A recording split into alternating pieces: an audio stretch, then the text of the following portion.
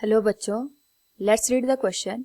Carbon is more resistive than germanium and silicon. Then order of energy gap is. Here 4 options are given and the relation between the energy gap of carbon, germanium and silicon is mentioned.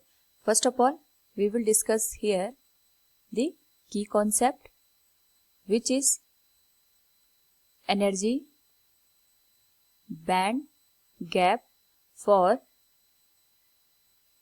Different type of materials. तो यहाँ पे अगर हम बात करें किसी भी material की, तो वहाँ पे जो कंडक्टिविटी बेसिकली होती है that depends upon the conduction band and valence band. तो जितने भी यहाँ पे फ्री इलेक्ट्रॉन्स होते हैं वो वैलेंस बैंड से कंडक्शन बैंड में जो इलेक्ट्रॉन मूव कर जाते हैं, जिन्हें हम फ्री इलेक्ट्रॉन्स कहते हैं, उनकी वजह से एग्जिस्ट करते हैं.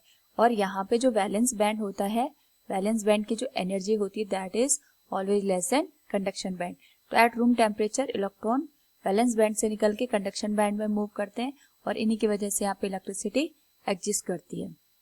नाउ अगर हम बात करें यहाँ पे कार्बन की, तो कार्बन के केस में हमें गिवन है it is more resistive than germanium and silicon. तो यहाँ पे अगर हम मोर रेजिस्टिव का सेंस समझें तो उसका मतलब ये होता है इसमें जो इलेक्ट्रॉन्स होते हैं ऑर्बिट्स में वो एटम में क्लोजली बाउंड होते हैं.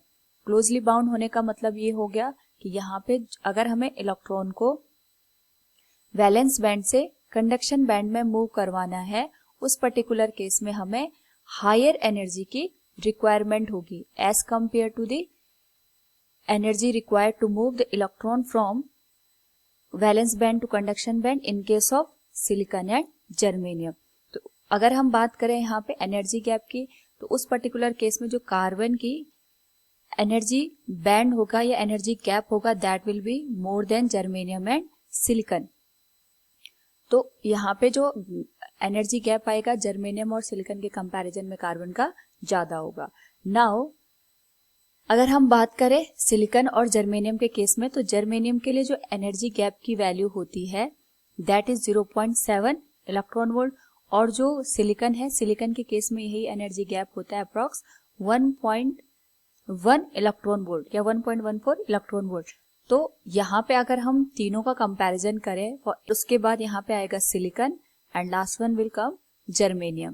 This will be the correct sequence. So from the given question, carbon is more resistive than germanium and silicon. Then order of energy gap is carbon, silicon and germanium. Option B will be the correct answer. Hope all you understood it. Thank you and best of luck.